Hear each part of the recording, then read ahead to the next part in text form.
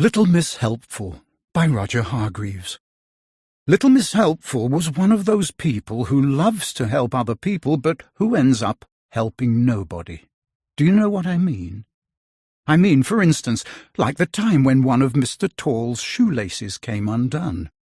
Now, if you're as tall as Mr. Tall, tying your shoelaces isn't the easiest thing in the world, as you can imagine. "Let me help!" cried Little Miss Helpful, rushing up to him. Then, somehow, she managed to tie Mr. Tall's shoelaces together, and he fell over. And if you're as tall as Mr. Tall, falling over hurts. Bang! "Ouch!"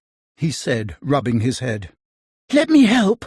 cried Little Miss Helpful, and rushed off to get some bandages, and rushed back and stuck them on Mr. Tall, over his mouth.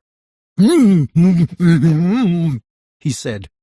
He was trying to say, "Take them off," but that's rather difficult to do with bandages stuck over your mouth. Little Miss Helpful looked at him with concern. "Let me help!" she cried, and ripped the bandages off his mouth. "Ow!" he cried. "That hurt!" "Would you like me to get some cream for your sore mouth?" she asked anxiously. "No," he groaned. "Go away." Now, do you know what I mean about people like Little Miss Helpful, who help nobody? Last year, in April, I think it was, Mr. Happy woke up feeling ill.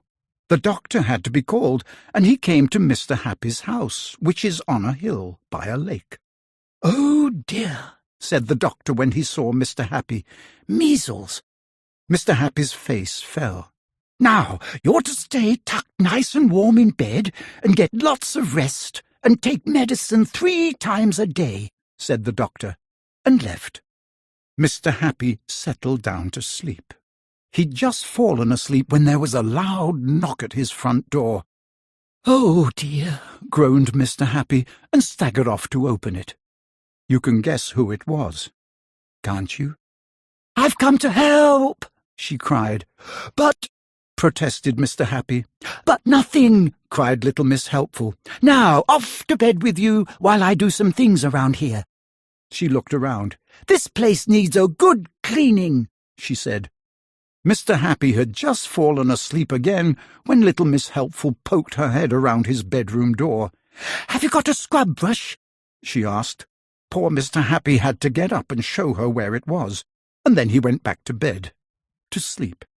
Little Miss Helpful stepped back to admire the kitchen floor she'd just scrubbed, and slipped on the soap, and fell head over heels, and got her head stuck in the bucket, and, because she couldn't see where she was going, walked into a shelf full of saucepans, which fell all over the floor with a terrible clatter. And, because she couldn't see where she was going, Little Miss Helpful stepped in one of the saucepans and got it stuck on her foot. And, because she had to hop, she fell over against the refrigerator door, which flew open, and everything inside fell out, all over Little Miss Helpful. Poor Mr. Happy awoke with a start from the terrible commotion. He groaned, got out of bed, went to the kitchen, and opened the door. He couldn't believe his eyes. There, in the middle of a pile of broken eggs, and a scrub brush, and rolling saucepans, and a lot of water, and spilt milk, and squashed butter, and bent saucepan lids, and a piece of soap, sat Little Miss Helpful, with a bucket on her head, and a saucepan on her foot. "Help!" came a voice from inside the bucket. Mr. Happy grabbed the bucket and pulled as hard as he could, and pulled, and pulled. Pop! The bucket came off the top of Little Miss Helpful's head like a cork out of a bottle. Mr. Happy shot backwards like a bullet from a gun. Crash! He went flying through the kitchen door. He shot across the garden and straight through his hedge. He rolled down the hilly field behind his garden, faster and faster, and splash! he ended up in the lake, with the bucket in his hand, and a little figure with a saucepan on one foot came half running, half hopping out of Mr. Happy's house. "Let me help!" she cried.